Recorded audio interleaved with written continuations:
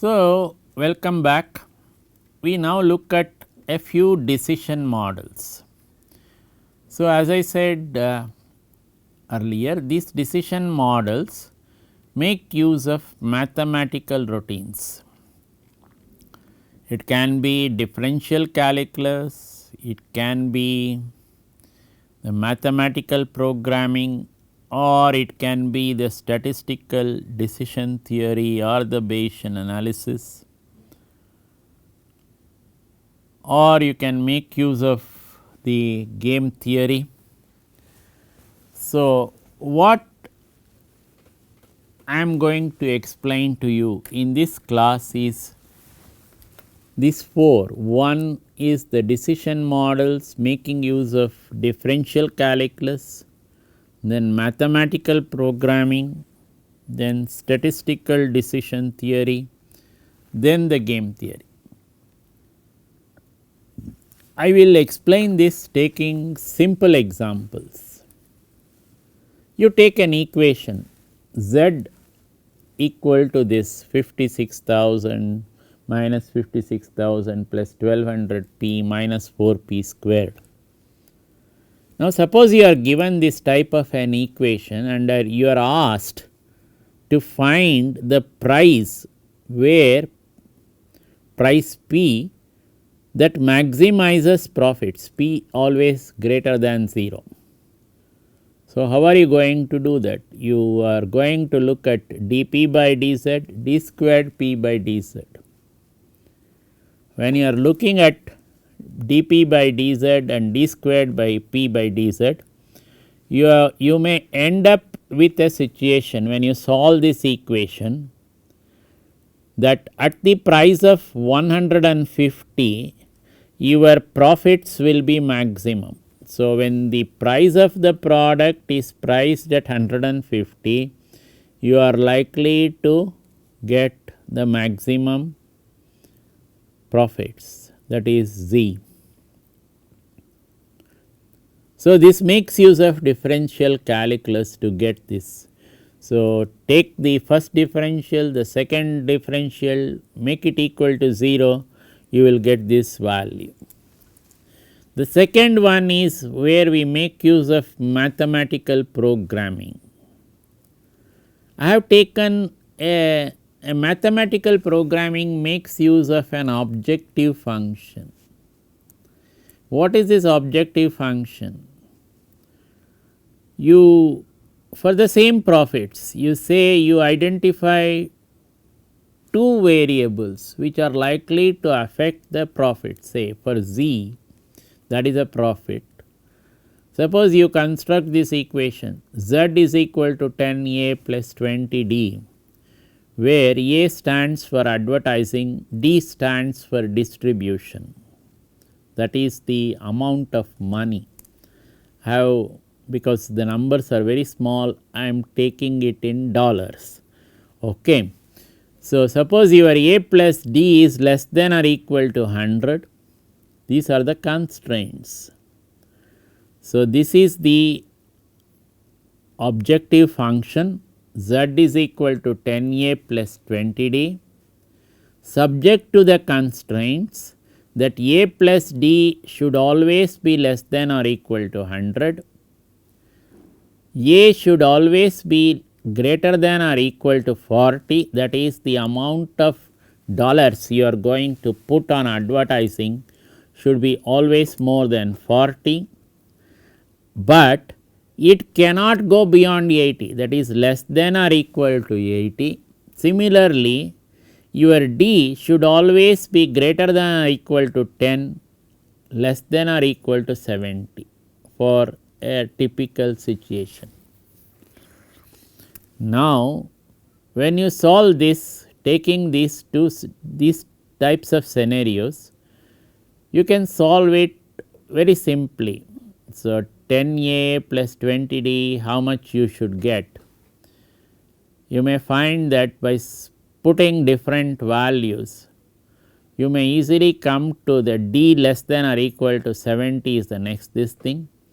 You may say how much money should I put on D and how much money should I put on A to maximize the profit. Suppose I put, let us say, 40 on this, and then I put another 60 on this. What is going to happen? If you see that your 10A plus 20D, how much you are going to get, but the budget is only $100. Kindly note that. So, how much should I do for this to get the maximum value of D? You may end up saying that I put 40 for A and I put 60 for D, and I may get the maximum value of Z. This is illustrating it by a very simple example. Then we may make use of this statistical decision theory. Let us say there are two scenarios which you are visualizing. One is the economy goes into recession. The second is the economy goes into prosperity. Now, as a company, you are having two choices. One is to raise the price of the product, another is not to raise the price of the product. Kindly note that all these are hypothetical scenarios, just to illustrate what is this decision models. Suppose your probability of recession is 0.7, then you raise the price of the product. If you raise the price of the product, you are going to incur minus 10, that is, you are going to incur a loss of rupees 10. But suppose you do not raise the price of the product, what is going to happen? You are likely to incur a profit of rupees 50. Similarly, when the economy is prosperous, what is the probability of the economy being prosperous? It is 0.3. How did you get 0.3? Both the recession and the prosperity probability put together must add to 1. Now, suppose you do not raise the price of the product when it is a prosperous economy, you are likely to end up making profits of 70. And suppose you rise the price when the economy prospers, you are likely to end up making a profit of 100. Now, you may be asked to find that decision that maximizes the expected value of the payoffs for the firm. So, how are you going to do that? Suppose in a prosperous situation, if you do not raise the price of the product, multiply this probability of prosperity by not raising the product, you are going to get 21 for this. Then for a recession, if you see, you are going to get 35 for this. So, what is this? Suppose irrespective of whether it is recession or prosperity, you do not raise the price of the product, the value of the payoffs is likely to be 21 and 35. Now, suppose you raise the price of the product, what is going to happen? You are going to end up 7 here, rising during recession. During prosperity, you are going to end up with 30. So, you may say whether it is recession or prosperity, it is better for the firm not to rise the price of the product, because still it may be having a good profit margin to come in. So, this is how you actually make use of this. This is explaining to you in a very simple manner how does the statistical decision theory work. This is given by this gentleman Bayes. It is goes by his terminology called the Bayesian analysis. The other one which you make use of in the decision models is what is called a game theory. This is called game theoretical modeling. This is very popular. You, whether it is a stock market situation, whether it is a competitive market situation, you again make use of different types of scenarios. What is presented here is one company, one competitor. The scenarios presented is whether to restyle the product or not to restyle the product. So, this is what happens in most of the automobiles. You keep on changing the styling of the product. So, one product, one car which came with one style at one particular point of time might not be there after 1 or 2 years. So, if you consider the present scenario, most of the prospective consumers are taken in by the styling of the Honda City car. They say what a method of styling which is adopted.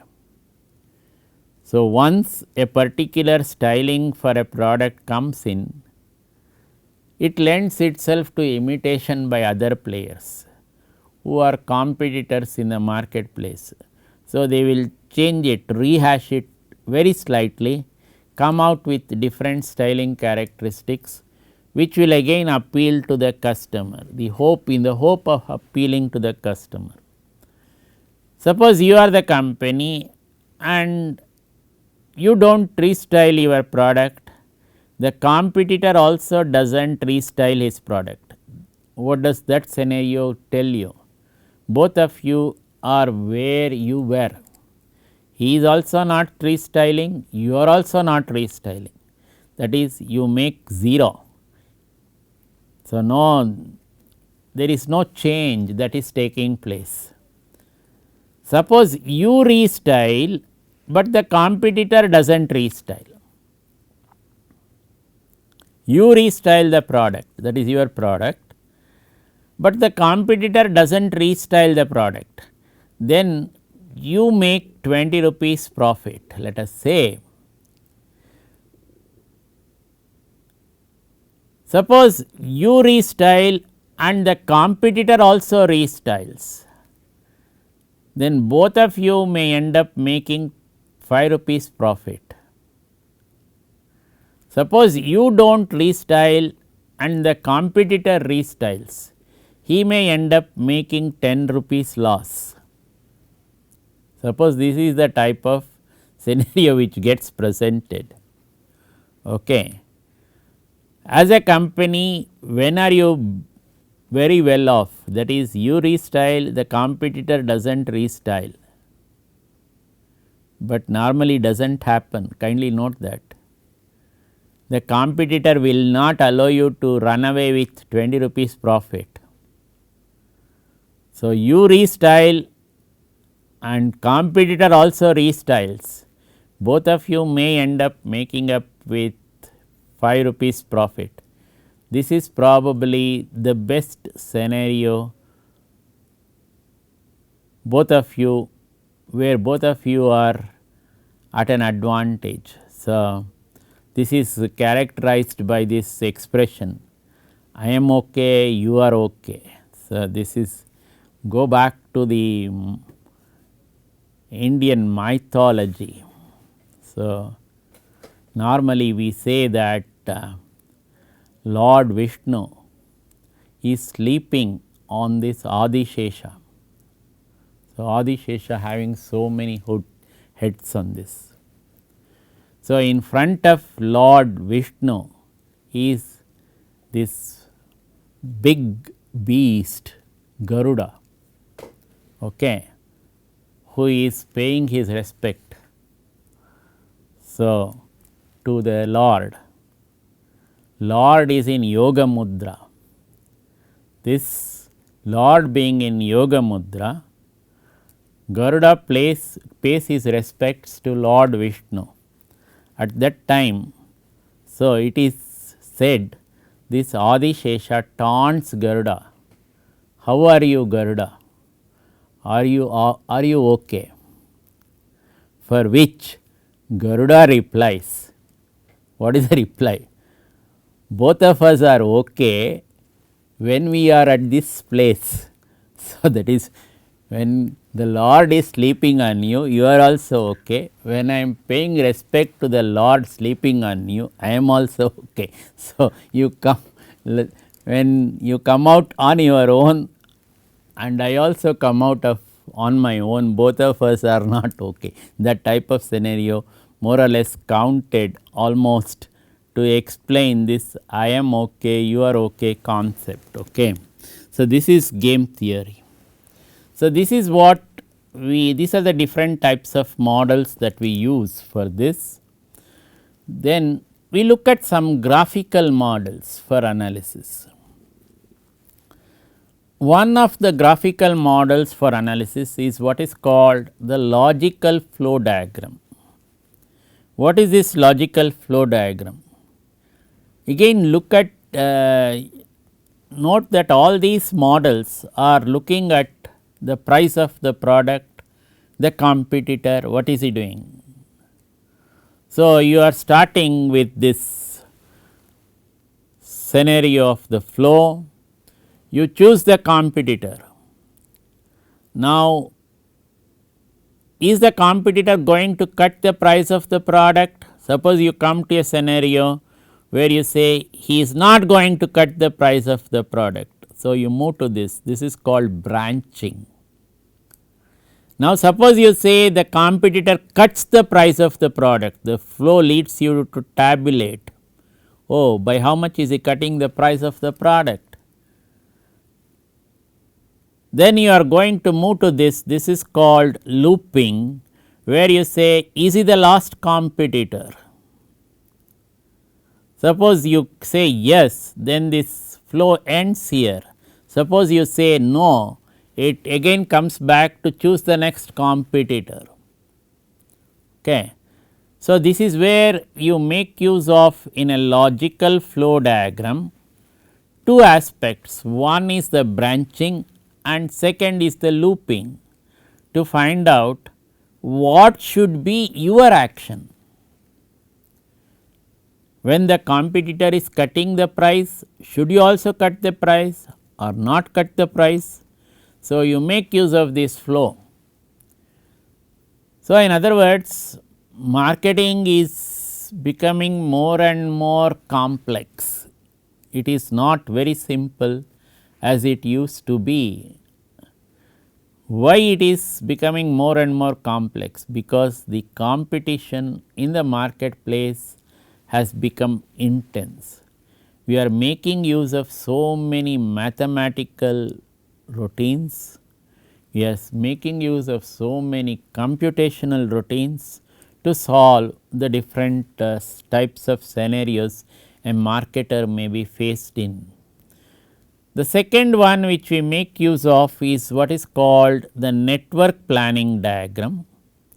The network planning diagram makes use of the critical path. Look at this particular diagram. You have 6 activities coming in now. When you look at this activity 4, what can you make out? This 4 can start only when 2 and 3 are completed. Then what you will make out when you look at activity 6? This activity 6 gets completed only when 4 and 5 are completed. So, what are you likely to get through this whole network planning diagram? This network planning diagram gives you a scenario where you find out the critical path, how many weeks to be taken for this. So, if you look at this particular diagram, you may end up saying that this critical path should be 7 plus 4 plus 4, which is 15 weeks for this in this particular network planning scenario. The other one is called the causal analysis diagram. So, you are looking at pricing of the product, the perceived quality of the product. Suppose the normally what is this? When the price of the product increases, the consumer assumes that the perceived quality, that is the quality of the product should also be high. The company might make use of advertising, that is spend more dollars on advertising or more rupees on advertising also. When you put more and more money on this advertising, you may end up with a scenario that more of advertising can have a positive effect on the price, which in return can have a positive effect on the perceived quality.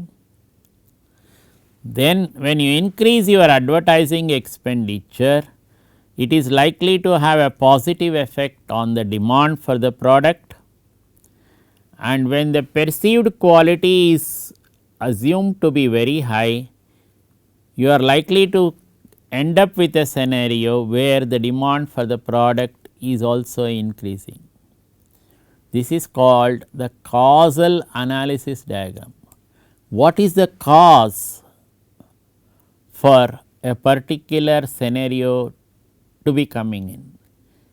Your demand increasing, it may be due to the perceived quality in the marketplace, or it may be due to the advertising spending that you are doing. You may have all these types of scenarios coming in the marketplace. Then let us look at so this advertising expenditures likely to have a positive effect, but the only negative effect is the in price and the demand. Higher the price of the product, possibly you can expect the demand to shrink, but you are offsetting it with your advertising and the perceived quality to a large extent. Then we make use of what is called the decision tree analysis. So, the decision tree analysis is making use of so many scenarios which I presented in the mathematical models as the Bayesian analysis. This is presented in a decision tree diagram. Rising the price of the product or leaving the price alone. Recession, prosperity. Recession, competitor reacts, competitor does not react. Prosperity, competitor reacts, does not react. Recession, competitor reacts, does not react. Then prosperity, competitor reacts, does not react. Depending on what he is going to do, you will take a decision whether to rise the price of the product or leave the price alone. All this again dependent on the types of payoffs which I brought to your knowledge when we used these different decisions, that is prosperity, rise the price, do you make profits or do you make loss? The competitor does not increase the price of the profit. Depending on the value of the payoffs that you are going to get, your decision is going to be affected by the payoffs that are going to come out of the different scenarios. Now, the other type of model that you make use of is what is called the functional relationship diagram. If you look at this scenario of the functional relationship diagram, look at this perceived quality and the demand. Now, if the perceived quality is considered low, what is likely to happen? This demand is likely to it is going to have a drop or dip in demand. Suppose your price of the product increases, then what is likely to happen? Your perceived demand, perceived quality of the product is also looked at as high. Now, you have to match this quality, price and the demand. If you see this, these are the levels at which you can put your price, you can put your demand. So, with respect to this quality, so with demand will be here, the price will be here, and these two levels, the perceived quality is at this level. So, you many times if the consumer is happy at this perceived quality level, you are also likely to be happy because you are likely to realize this particular level of demand, and you realize this particular demand at this particular price. So, you say okay, I stay put at this particular price, that is maintain demand. So, you are at this maintenance marketing stage here. Now, the other model which you make use of in this is called the feedback system. What is the feedback system? The feedback system diagram, if you really see, I have taken a very simple example. What is this? Suppose you create more capacity for a firm, then let us say this becomes surplus capacity, likely to have a positive effect. So, you can when you have surplus capacity, you can satisfy the demand. Suppose it is you are not able to satisfy with your present capacity, then you create a new capacity. This new capacity gives you a surplus capacity. The result is you can fulfill the demand faster. What is going to happen?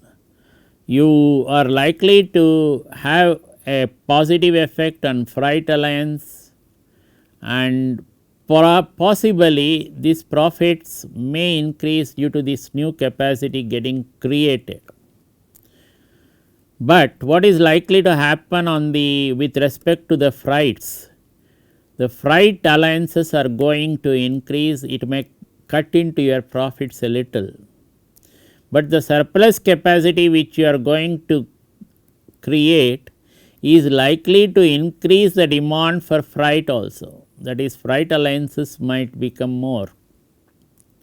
Then what is going to happen on the delivery time? The delivery time is going to, if you have a surplus capacity, your delivery time will have a negative effect, that means it is going to decrease and your sales is going to increase. What is going to be the other side? The sales and the surplus capacity many times have a relationship which can be sometimes more or less in the negative loop only, that is sales increase. Suppose your sales increases and your profits also increase, new capacity, due to this new capacity, sometimes the surplus capacity, your sales does not increase, can have a negative effect of the feedback. So, you created too much of capacity, let us say, then the sales may not come to the level that. So, there is a certain amount of negative feedback which may come due to the sales. So, these feedback system in other words, what are we trying to do? We are trying to make use of different methods by which you look at demand for a product. It might happen this way, it might happen that way, whichever is the way which is going to happen, you are looking at how the company can benefit due to this whole scenario. Okay. So, this is where we stop here, we continue in the next class.